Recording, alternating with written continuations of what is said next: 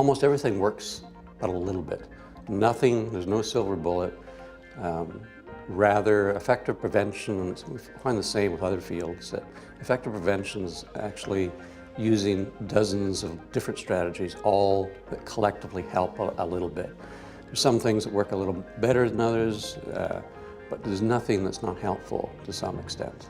The main change is the sort of introduction of new formats, and particularly online versions, which makes it particularly challenging to address.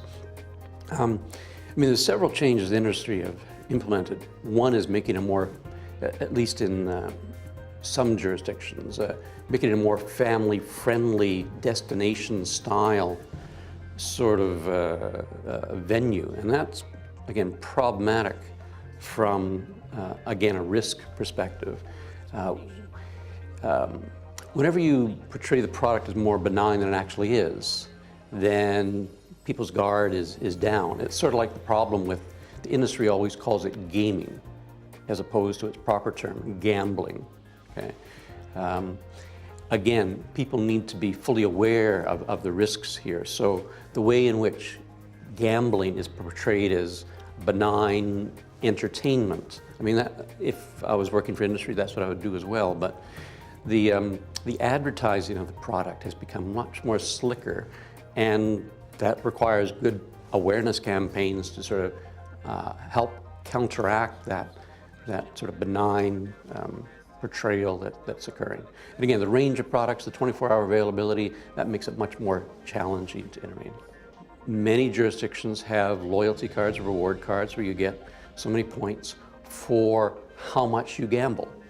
And that's a very peculiar system worldwide, because incentivization of tobacco consumption, alcohol consumption, or filling your prescription drugs is illegal in most countries. So it's very peculiar why we'd have a system that incentivizes consumption of gambling.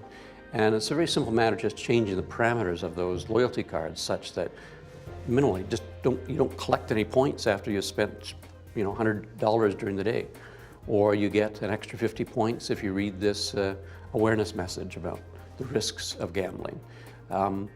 So it's very easy to change those reward cards into reward cards that not only encourage gambling, but encourage responsible gambling. So you could address the industry's interests in consumption, as well as the general public's interest in responsible consumption, by just changing how those cards work. The things I research in terms of policy and educational policies, again, are helping people, but it's helping a wider swath of people. If I can get one government minister to change one policy or improve one awareness campaign, the potential returns on that for the general populace is much greater than what I could do as an individual clinician with individual clients.